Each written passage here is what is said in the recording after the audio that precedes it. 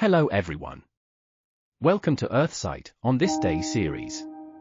In today's episode, we journey back to July 3, 1940, a day that lays bare the toughest choices in wartime, the attack at mers-el-Kébir.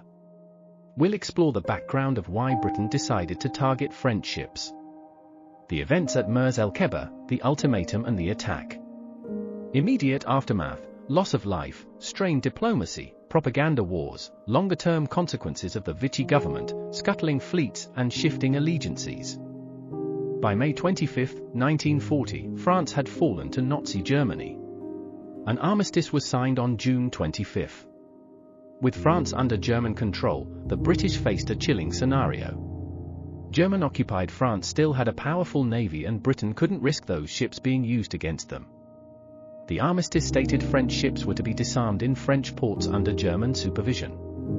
But Britain didn't trust Hitler's promises and British leaders feared even shelved ships could be reactivated for Hitler's war. On July 3, British Naval Commander Vice Admiral James Somerville executed Operation Catapult. Two swift operations, French ships in British harbours were seized without violence, but in Mers-el-Kébir, the stakes escalated.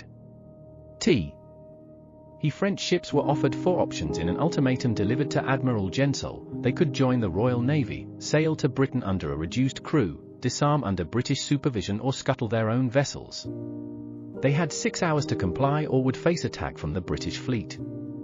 Despite offers, even an escape to America, the French refused. Admiral Gensel wouldn't meet British negotiators, apparently didn't inform his fleet of the options, and ordered them to stay. When no surrender came, Somerville was ordered to attack. At dusk on July 3, the British fleet opened fire. Shells ripped into French battleships. Only 2 British airmen were lost while laying mines in escape routes. France suffered nearly 1,300 sailors killed. The Bretagne exploded, others sank or were heavily damaged. Communication chaos led some French captains to flee, others to fight. Torrents of grief. Families destroyed. Trust shattered. News from Mers-el-Kébir exploded. France was furious. The Vichy government, collaborating with Germany, branded Britain as backstabbing aggressors. Germany gleefully seized the moment. Propagandists asked, if France can't trust Britain, who can?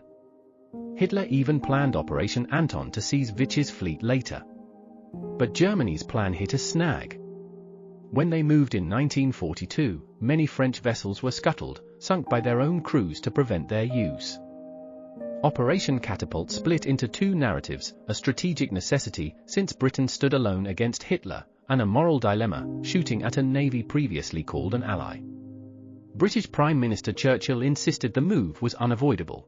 But many French and Britons felt the sting of betrayal. Ultimately, the incident highlighted stark truths. Wartime decisions aren't just tactical, they define alliances and ethics. The more than 1,200 French lives lost are still remembered today. In Britain, courage under pressure. In France, heartbreak. In diplomatic circles, remembrance is a reminder of wartime complexity. Friend and foe often blur when survival is at stake. July 3, 1940, a day of unthinkable choice. Britain chose to neutralize its allies' fleet, sacrificing trust to avoid invasion. Lives were lost, treaties broken, and friendships tested beyond recognition. This is more than history, it's a lesson in difficult choices and their costs. If this story moved you, hit like, subscribe, and comment. Do you think Britain was right or wrong? Share your thoughts. And don't forget to share this with history lovers. This story deserves to be known. Thanks for watching the Earthsight on this day series. We'll see you tomorrow for more fascinating moments in history.